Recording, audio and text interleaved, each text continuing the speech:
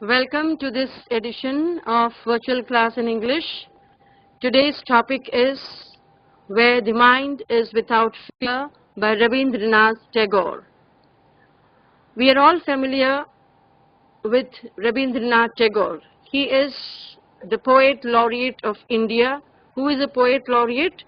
Yes, a Poet Laureate is a writer who has bagged or who has been conferred with the Nobel Prize. So he is Nobel Prize, and of course laureate means one who brings laurels is called a laureate. So he won the laurel of the Nobel Prize. So he is considered to be the greatest writer in modern Indian literature. He was a very multifaceted writer. He was a poet, a philosopher, a musician, educationist. So he was a writer and a multidimensional personality. Rabindranath Tagore, he started writing poetry at the tender age of 8, right? And at 16, he released the first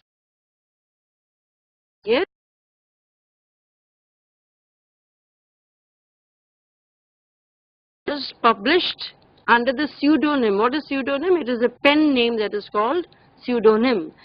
Bhanu Simha was the pseudonym or the pen name which he had assumed, and he had published his collection of poems at the age of 16, yes, under the pseudonym Bhanu Simha, which means sun lion.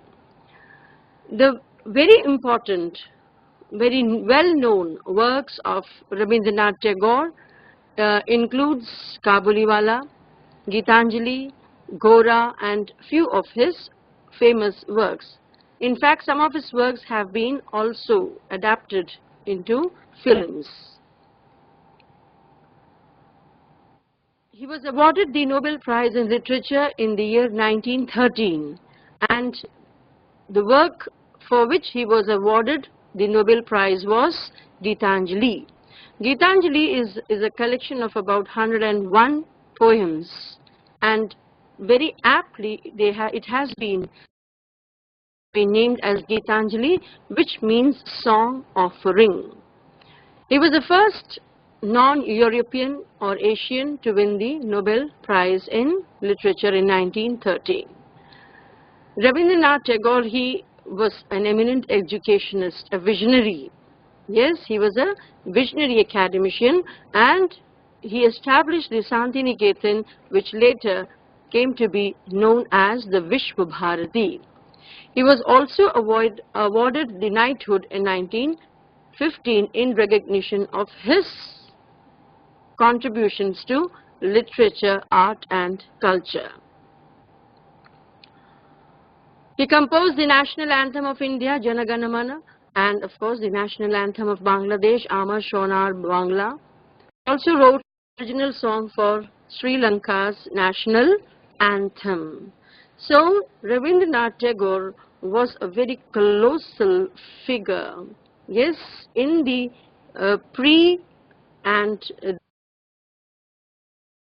independence era, a formidable writer, right? He penned so many works which, awakened the nationalism, the spirit of nationalism, the spirit of patriotism in the Indians. Remember, when during his literary career, India was under the British Raj, and because of its being under the British Raj, there was there was wide repression, and every sort of exploitation was being showered on the Indians. Indians were repressed, oppressed by the Britishers. So it was at this crucial juncture that writers of eminence like Rabindranath Tagore, they wrote some very inspirational works, very motivational works to awaken Indians from the slumber, from the darkness of ignorance. Right? Now this particular poem, it's a beautiful prayer, a beautiful invocation to God. Yes? He invokes God, he prays to God that let his countrymen they awake from the slumber of ignorance.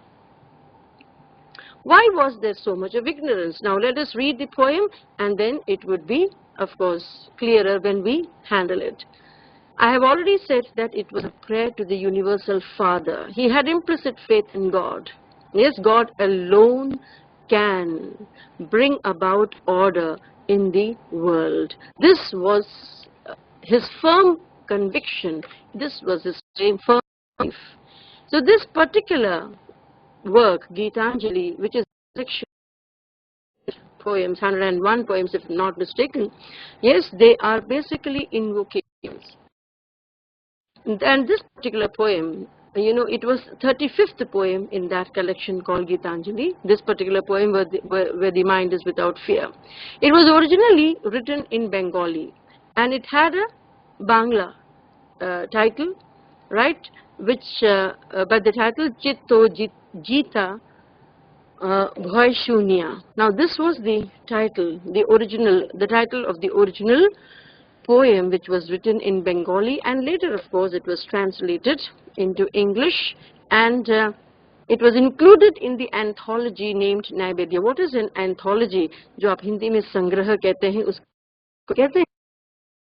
The anthology is basically compilation of, yes, certain works of eminent writers. So Naivedya was an anthology in which this particular poem, yes, which was originally written in Bangla, and I have already said it was the Bengali title by which it was known, Chitta Jita Bhoy Shunya. Yes, it was written in 1900, and later after translation it was titled Prarthana.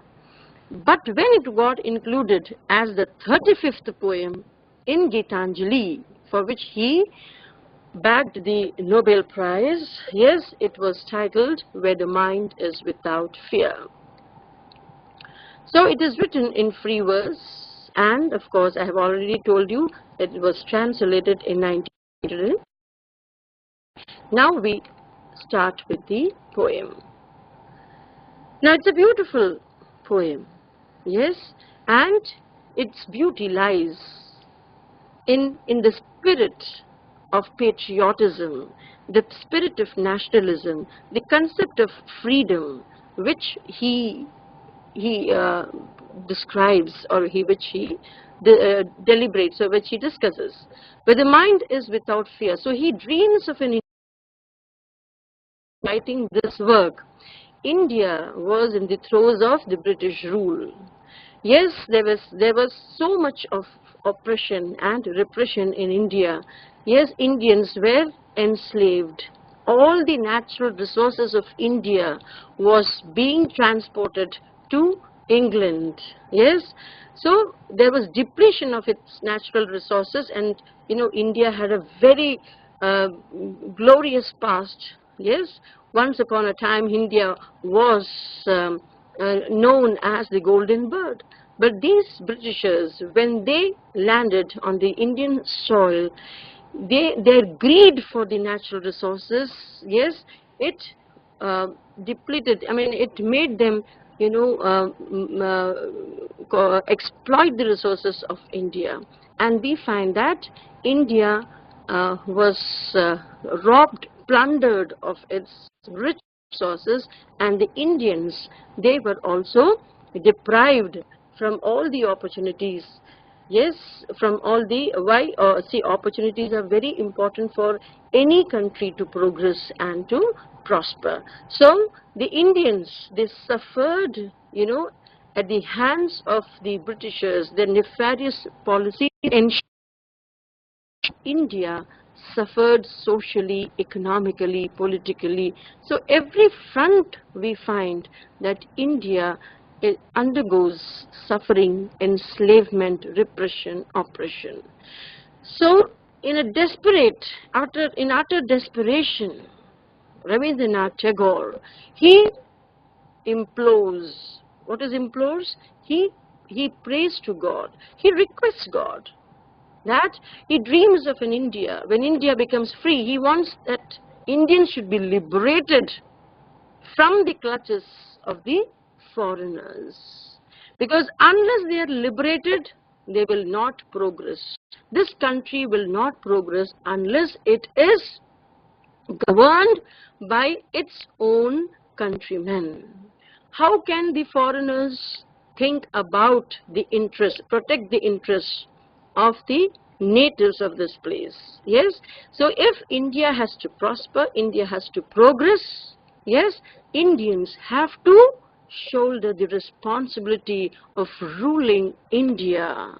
Yes, with all love and affection, with all sincerity and dignity.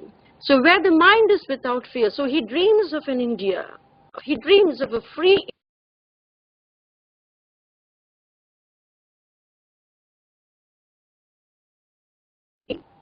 once after India attains freedom. Where the mind is without fear, so he wants, see the mind is very important. It is mind which is the cornerstone of existence, whether it is of an individual or whether it is of a nation. So mind is without fear. How can there be prosperity and progress with fear?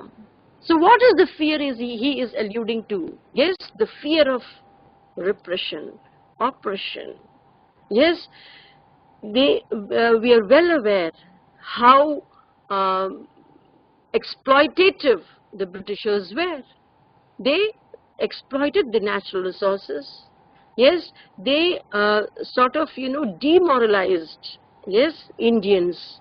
Yes, so he dreams of an India where every individual, every Indian lives a life of faith and not fear, without fear, because you can excel only when you don't have fear. And the head is held high. So what is this head held high? Indians have to realize, Indians have to come out that that state of enslavement, and they have to come out bravely. Yes, they have to brave the oppression of the Britishers. They have to overcome. They have to come out undaunted by any kind of repression. Can hold their head high. When do you hold your head high? When you are filled with pride, with dignity. So he wants the Indians to lead a life, yes, without fear, and lead a life of pride and dignity. But how do you attain that pride? How do you attain that dignity? They were going through so much of suffering at the hands of the Britishers that they didn't know what was good and what was bad for them. They were deprived of all the opportunities. They had no access to education. This was deliberately done by the Britishers so that Indians, they don't rule. I mean, all possibilities of their ruling the country, because if the reins of the governance are entrusted to Indians, the Britishers will not be able to fulfill their vested interests. So Indians were deprived. They were kept away from, they didn't have any access to education. So this was very painful to Tagore, and he prays to God that he dreams of an India where India is, that the Indians live a life of happiness, peace, without fear, and where they strut along means where they walk around with their head held high. That is, they lead a life of dignity and happiness, pride, where knowledge is free. So how was that possible? By easy access to education. It was with this vision that the Constitution, it included the reservation policy. Why? Because so that every individual, see, in the preamble it is stated, that India should be an egalitarian society.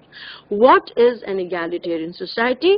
Egalitarian society is where every individual, irrespective of his caste, creed, sex, religion, yes, is equal in the eye of law.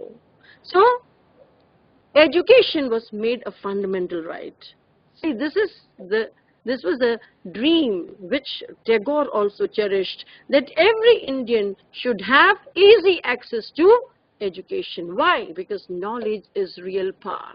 Only the light of knowledge can dispel or obliterate the darkness of ignorance. Why were we enslaved? Because we were not educated. We didn't know, we didn't have any access to knowledge. Unless you are educated, unless you have knowledge, you will not have the power of discrimination. What is discrimination? The judgment of right and wrong. So knowledge is real power. Why? Because it gives, it enlightens you, it illuminates your vision, it widens your horizon of understanding of the society and the world in which you live. So, Tagore, he was very keen that his Indians, every Indian, irrespective of caste, creed, culture, cult, custom, yes, religion, gender, yes, irrespective of these considerations, these narrow considerations, every Indian must have access to knowledge. So knowledge alone can redeem the Indians, yes, the ignorant Indians. The Britishers, knowledge was the only weapon by which the Britishers could be dealt with. So this was the conviction that Tagore, he had, and he expresses this, this yearning, this longing that every Indian should be educated, so should be literate, so that he can decide and design and plan his own future. He'll be the master of his own future. So where knowledge is free, not been broken up into fragments by narrow domestic walls. This is very important. Where the world. Now, initially, in the first 3 lines, he speaks about India and Indians. In the 4th line, he speaks about world peace. Very important. See, every nation, if every nation prospers, there will be world peace. If every individual of every nation is educated and, satisfied, and if they progress and prosper, obviously there will be world order. So where the world has not been broken up, Bharat अपने भगवत गीता में भी वसुधैव कुटुंबकम कहा गया है ना? So that is the fatherhood of God and brotherhood of man. The entire planet Earth, it has to be happy. Only then there can be world order. So where the world has not been broken up into walls, very important. See, the basic unit of a society is the family, right? So when family remains united, yes, the also respect them. In the same manner, if nation, if the countrymen, they live in amity, they live in friendship. Amity means friendship. If they live in harmony, yes, perfect harmony, there will be peace in the country, and obviously the neighboring nations will never ever try to destabilize our country. Why other forces, other countries are attempting to destabilize us? It is because we are disunited. We are disunited on the lines of religion, on the lines of community, on the lines of caste, creed, sex, whatnot. So these are narrow domestic walls. Why is this domestic? Domestic refers to the social barriers the cultural barriers within a nation. Now these social barriers, these they pose hindrance to progress and development. Why? Because if one section of the society is prospering and the other section of the society is backward, can there be harmony? No. It will lead to conflict. So he says that the world can be happy only when every nation addresses its problems. Yes, very important. There can be peace in the nation removes these. They have to remove, they have to work towards the removal, eradication of the social disparities and the social barriers which hamper the progress, the development of society. You understand? So that is why he says, where the world has not been broken up into fragments. See, when it is divided, these are divisive forces. What are the divisive forces? The religious differences, the regional differences, the gender differences. They are detrimental. They are bad. Yes, they cause all kind of problems, and they are divisive forces. Why have they been called divisive forces? Because they will fragment the nation. Because one region wants to become an independent nation. Why? Because they think that their interests are not being taken care of by the country. So obviously it leads to a lot of strife. Yes, so he says we can protect India.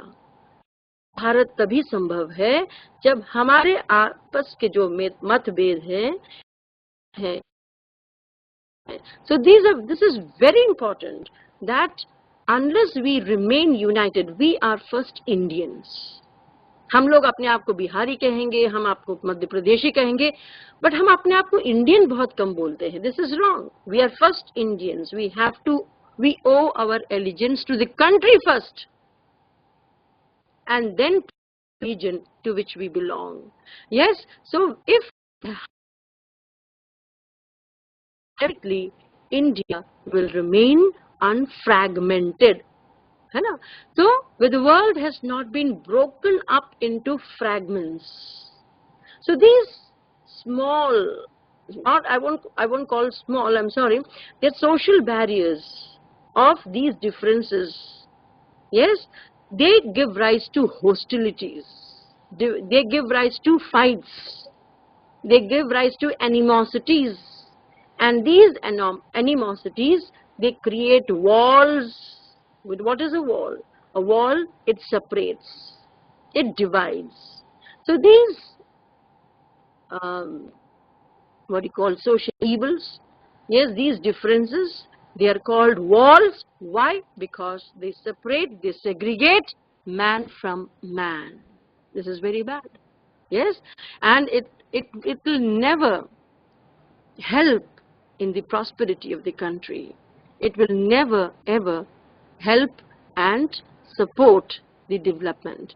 For development, there has to be, he dreams of a country, Tagore dreams of a country which is hassle-free, which is free from manipulative and corrupted powers. How will corruption end? It is only when we change our mindset.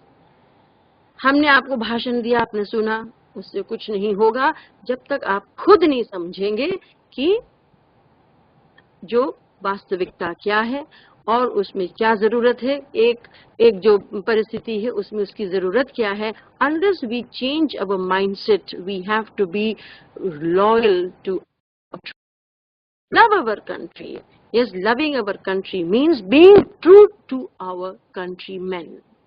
लेकिन हम लोग इतने स्वार्थी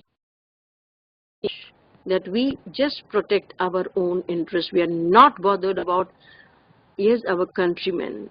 I had a chance to go to Dubai for an international conference where I met a few Indians. The moment the participants knew that we got introduced to each other, there was a strong bond among the Indians. So that was such a unifying experience.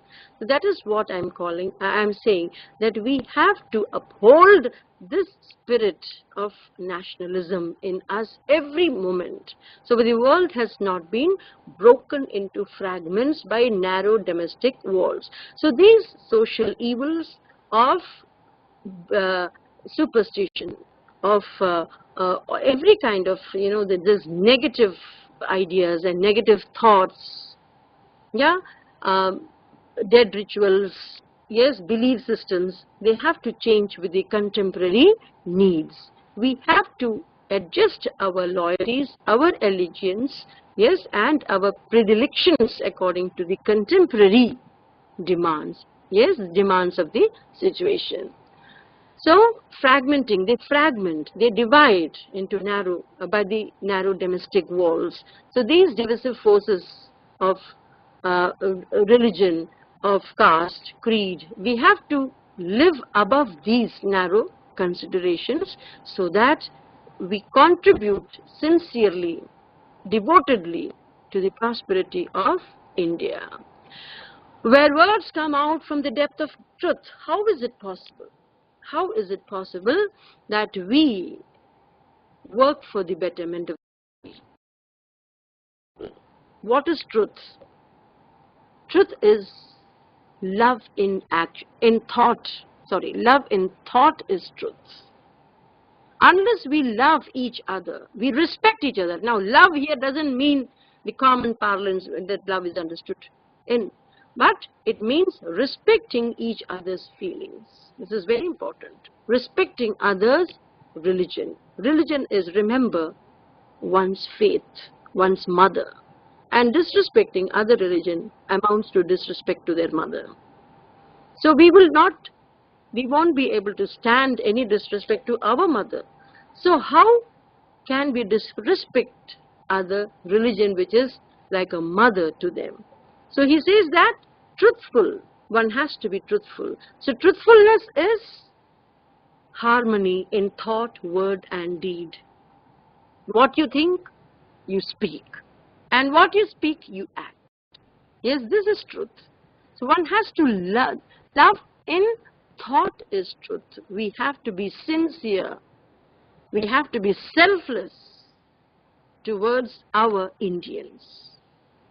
Yes, this is, see, if we are united, no force on this earth can destroy or disturb us. People take advantage of situations where, advantage of divisions, of divisive forces. See, these countries, if the neighboring countries, they will be silenced if we remain united. So where words come out from the depth of truth, yes, there is a conscience within us, that is truth, that is God. So we have to be guided by that God. And whatever we speak, it should be spoken in all sincerity and in all honesty. That is important. Because without sincerity, without honesty, you cannot have any success in life. Yes, a person with integrity alone is entrusted responsibilities. Remember, जो व्यक्ति में सत्य और निष्ठा है, उसी व्यक्ति को, है ना, responsibilities भी दिया जाता है. Because everybody looks for integrity. So integrity is a must. Yes, the words are, what are words? Words, they have a soul. Yes, so words, whatever we speak, it should be genuine, it should be sincere, yes, and it should reflect the integrity of the person.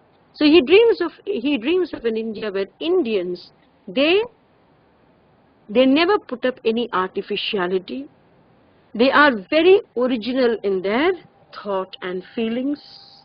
Yes, and they always speak truth. Yes, yeah. Where tireless striving stretches its arm towards perfection. Now this beautiful line, tireless striving. Yes, he has employed, he has used a figure of speech which is called personification. Now what is a personification? What personification means? Giving attributes of a living person to a non-living thing. Tireless striving is shown as a human being. Now when do you stretch hand? When you reach out to something.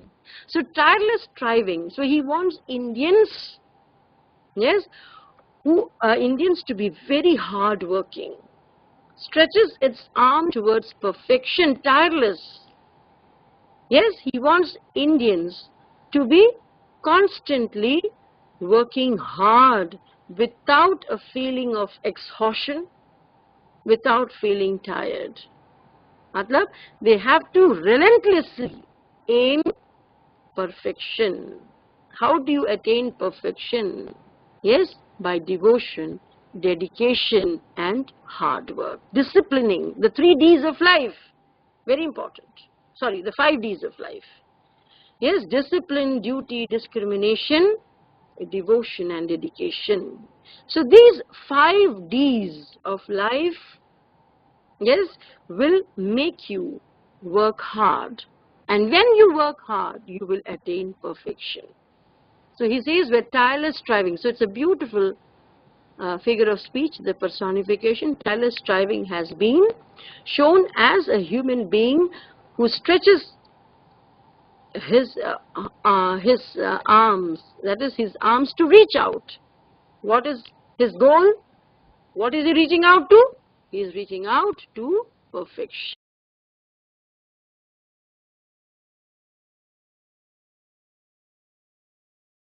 Where Indians will always work hard and they will never shy away from hard work, right? And they will always work harder to attain perfection in whatever they do. So if every work is done sincerely, yes, without any expectations. We expect a lot. Bhagavad Gita mein bhi kaha hai karmanyavadikarastu ma phaleshu kadacha. That is, you should not worry about the fruits of the actions. Yes, you only have to do the job. You have to do only deed is yours. The result, the fruit, it doesn't belong to you.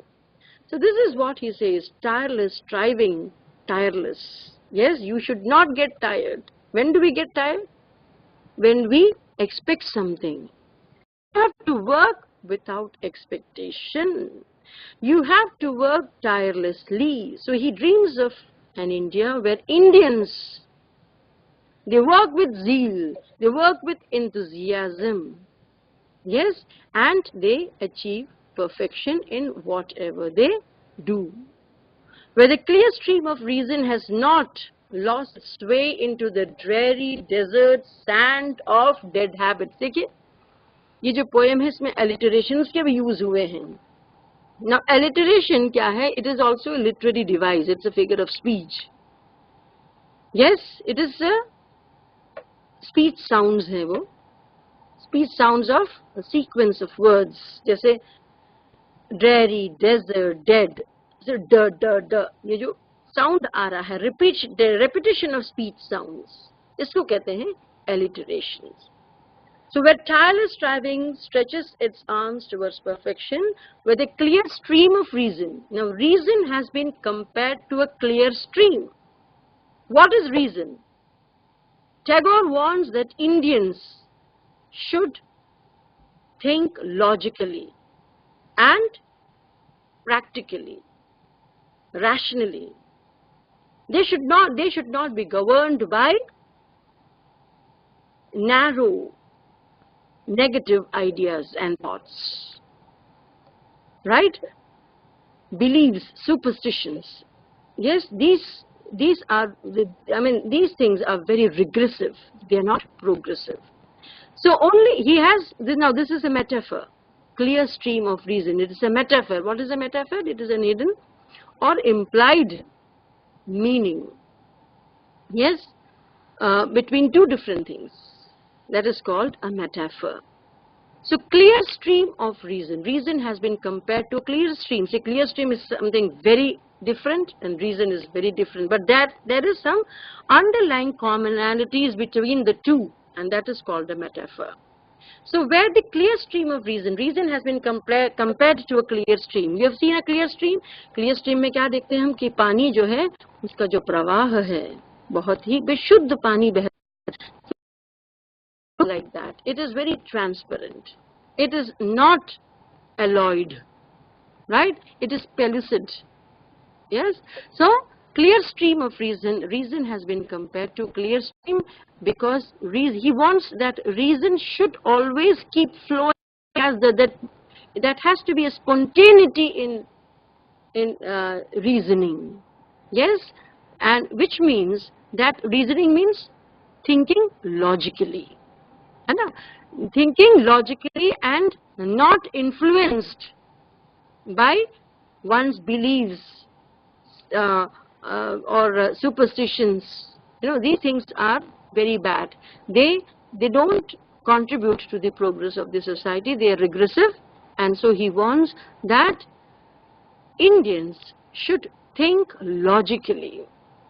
So has not lost its way into the dreary desert sand of dead habits. So reasoning or the logical thinking, it should keep flowing. It should keep moving spontaneously like the clear stream. And it should not flow into the dreary desert sand of dead habits. What are dead habits? Dead habits are dead rituals. Dead rituals. Dead superstitions, beliefs, these are called dead habits. Why? Because they are like desert. Why have been they compared to? This is also a metaphor, dreary desert, sand of dead habit. So dead habits, what he means by dead habits means is the dead rituals, the dead beliefs, the superstitions which have no contemporary relevance, which only divides people, and which never contributes to the progress or prosperity of the people. So dreary desert sand. Desert is a place which is very unproductive. These habits, these dead rituals, dead customs, dead beliefs, the belief system. You know, we Indians are we owe our loyalty to our religion, we owe our loyalty to our caste, our community. So one has to function about these narrow considerations. So these narrow considerations, the narrow domestic walls, these are called the dead habits. Why they are called dead habits? Because they are most unproductive. They don't contribute to the development of the society and the nation. So this is a metaphor that he has made use of, dreary desert sand of dead habits. Nothing grows on a desert. So if one has to be productive, if one has to be progressive and prosperous, one has to give away these narrow considerations of belief, conventional practices, the traditions. Yes, why? We have to move with the contemporary needs of the society. That is clear stream of reason. Yes, you have to exercise your logical thinking. When you have logical thinking, you will have discrimination. And when you have discrimination, yes, you will never do wrong. Right? You will never go against your conscience. And when you obey your conscience, you are being truthful. And when you peace in the world. So the individual has to bring about a transformation. Every Indian, he says, has to transform himself, right, and lead a very noble life for the betterment of India. So he dreams of a country, his concept of freedom is that where Indians lead a very fearless life, where every individual is educated, knowledgeable, where every Indian is ready to work very hard, to attain perfection. Yes, where no narrow domestic walls, they are present or they are active. So he says, where the mind is led forward by thee into ever widening thought and action. So how is this achievable? It is his faith that only God can lead us and guide us. We all pray to God. We all begin our day with prayers to God. Remember, Kauravas, Pandavas won the Kurukshetra war because Lord Krishna was their charioteer. So what does it mean? It means that when we allow God to lead and guide, yes, we lead a very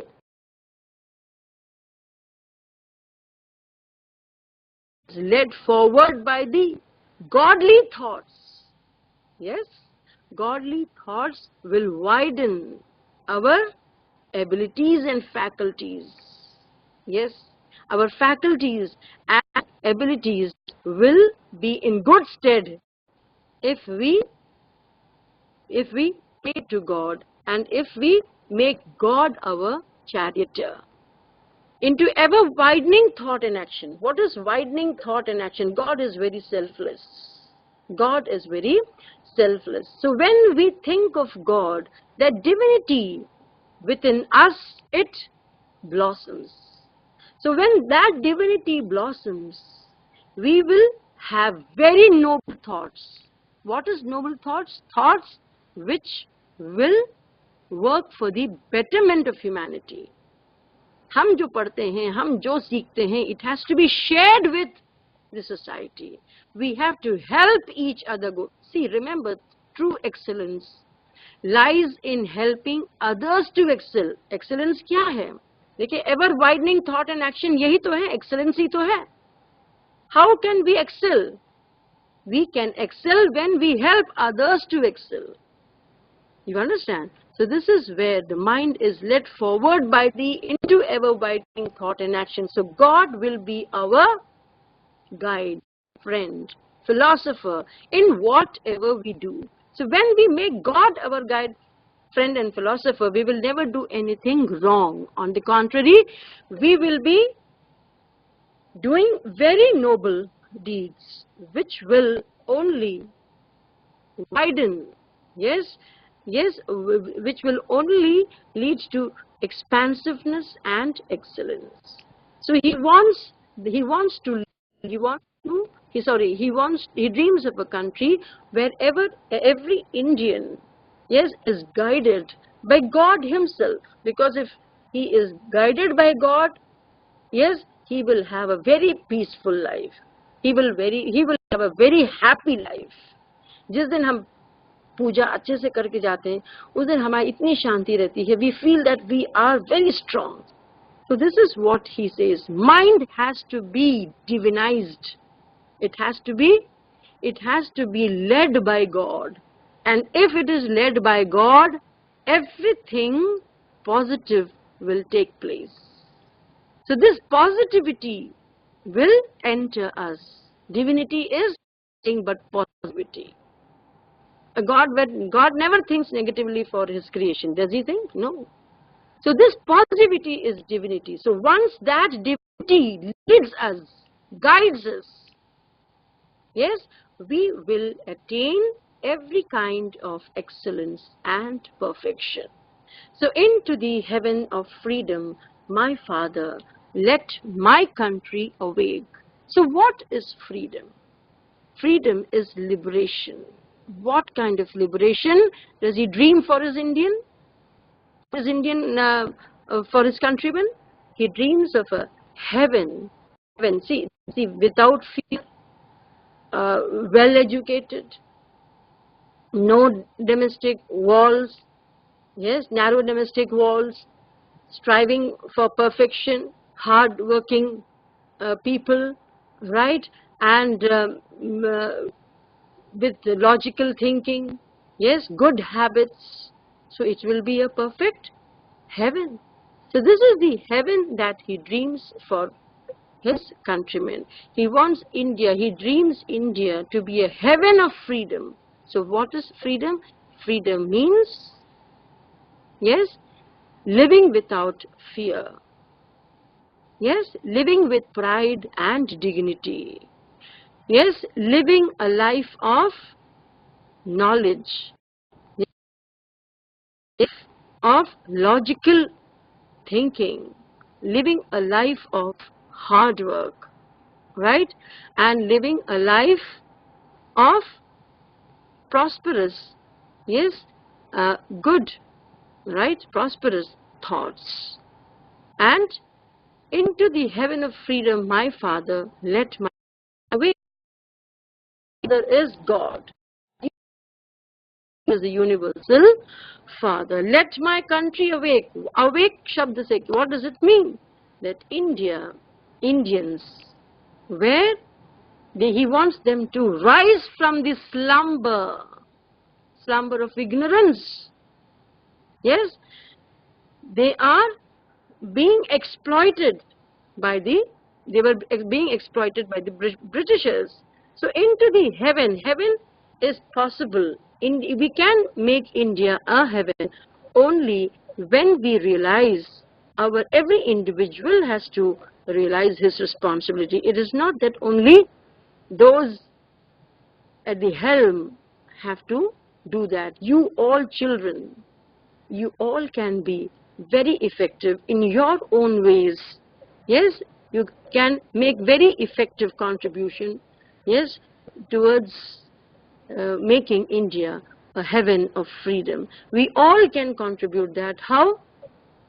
By our integrity, by our hard work, and of course logical thinking, yes, shunning all kinds of divisive and negative forces, because negative and divisive forces, they divide the society. So we all, the Indian and India needs to be unified into one nation. We are one country, we are one soul, and that is Indian.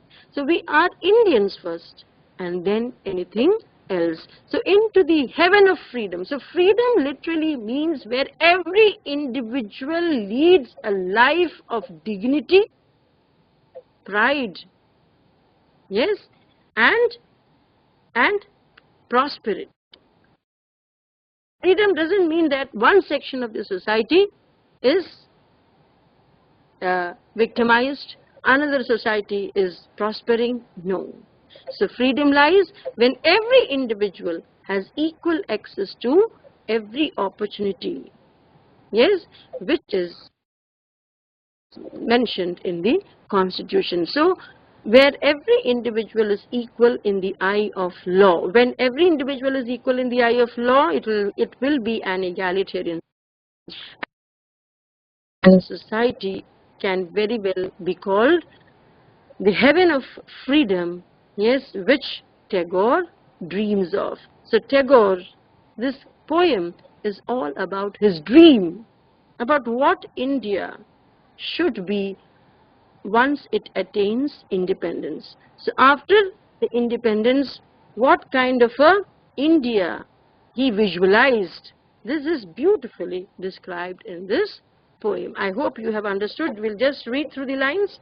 Where the mind is without fear, mind is very crucial. It has to be without fear, because if there is fear, nothing is attainable, and the head is held high. Yes, yes. Leading a life of pride and dignity, where knowledge is free, that is easy access to every individual. Easy access to knowledge for every individual, right? The affluent, the rich, the poor. So social backwardness will end if knowledge is made accessible to every individual. So knowledge is the real power. The light of knowledge can obliterate, it can dispel the darkness of ignorance. And the world has not been broken up into fragments of narrow domestic walls. Narrow domestic walls refers to the social barriers. What are the social barriers? Social barriers are the divides, the casteism, the creed, the gender disparities, violence against women. It is a formidable narrow wall. It has to be broken. Every right? And religion, all kinds of divisions, all kind of things which divide man. Yes, on the basis of religion, on the basis of caste, on the basis of geographical divisions. These all divisive, any divisive thought idea, they are referred to as the narrow domestic walls, where words come from the depth of truth. One has to be truthful. Integrity means perfect accordance between thought, word and deed. So this is very important. And of course, tireless striving means that one has to love hard work. Yes, आजकल कैसे भी जल्दी से छोटे रास्ते से कैसे भी सक्सेस लोग चाहते हैं, but no pain, no gain. Yes, no pain, no gain. If you आप कौन सा नो, KNO, यदि आप पेन जानोगे तो आप गेन को भी जानोगे, यदि आप पेन नहीं लोगे तो आपको gain भी नहीं मिलेगा. So tireless striving is very important. One has to strive. You are all children, you are all students, you have a very bright future ahead. So this should be your resolution, that you will work very hard. You will achieve perfection in whatever you do. You understand? So, towards perfection, where the clear stream of reason has not lost its way into the dreary desert sand of dead habits. Yes, dead habits have been referred to narrow thoughts, narrow considerations, like nepotism, like red tapeism. These are called very negative things, right? किसी को मदद करना है तो पहले सोचेंगे कि सामने से क्या मिलेगा. Why do you expect everything? No, give. You learn to give. He will take care of your needs if you are ready to serve others dispassionately and sincerely.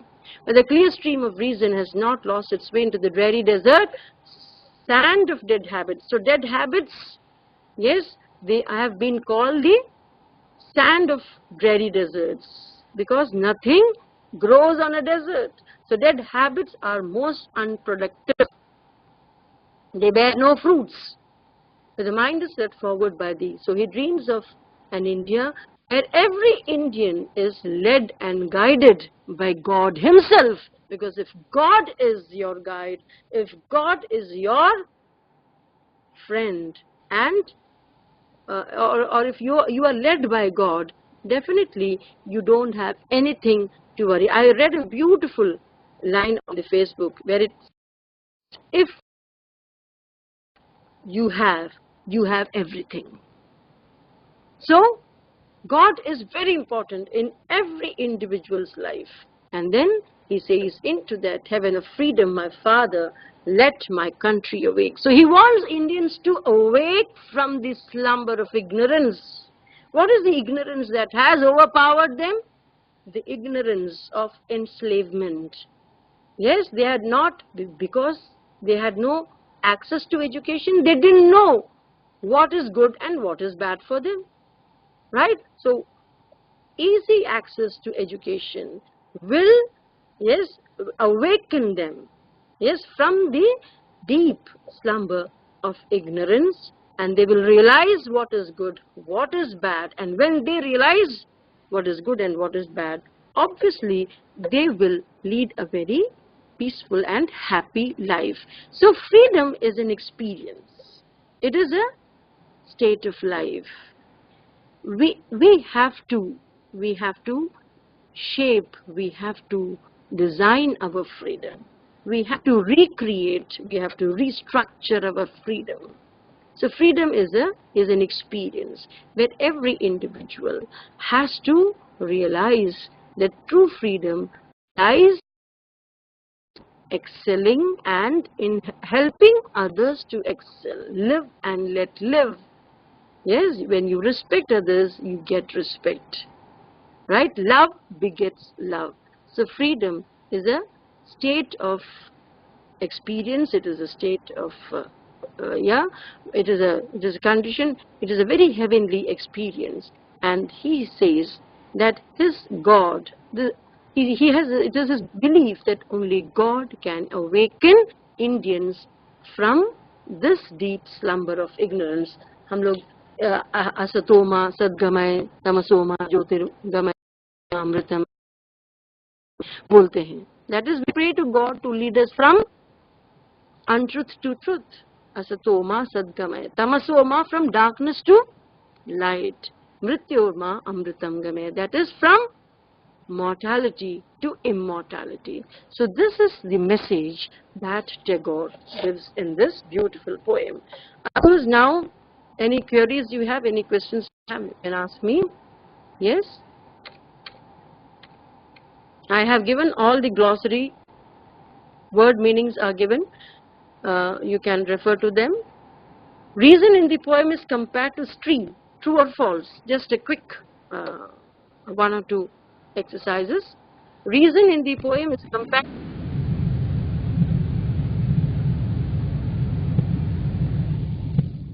Has reason been compared to a stream? Is it true or false?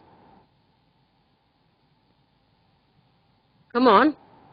Children, what have you understood? Boliye. Is it true or false? Reason in the poem is compared to a stream. Yes, time is running out. Please hurry up.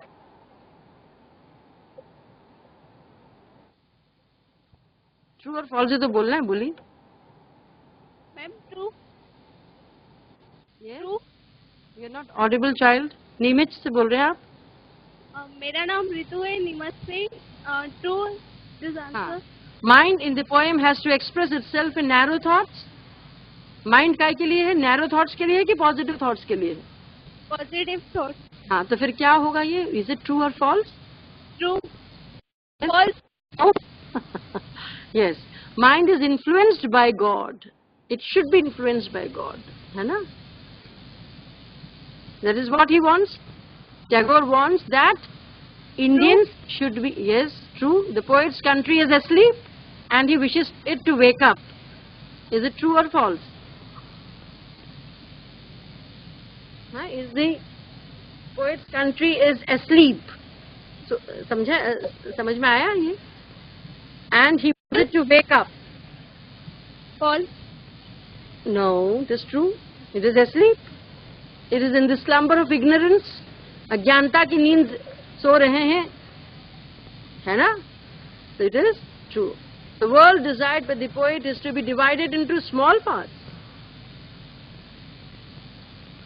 The world desired by the poet is false. Why? He desires of a world which is unfragmented. है ना? अखंड भारत की वो कल्पना करते हैं, अखंड भारत की वो स्वप्न देखते हैं. So the world desired by the poet is to be divided into small parts. Yes? These are questions, of course. Just match these antonyms. High. Antonyms किसको कहते हैं? Opposites को कहते हैं, है ना? Can you match column A with B? High. Come on. Sehore से कोई बोले? बेटा निमित से ही बोलते जा रहे बेटा आप. कर लो. हाँ ठीक है. फियर के साथ क्या आएगा? प्रश्न पूछने लगे तो सब उठ के जा रहे हैं. Fear. Courage. Correct. Knowledge. Ignorance. Good. Fragments. Whole. Whole. Whole, correct. Perfection. Imperfection. Wide. Wide. Narrow. Freedom. freedom is bondage, and mind is mind, body. Thank you all of you for the anything you wish to ask. Chaliye, thank you for your attentive presence. Goodbye, good day.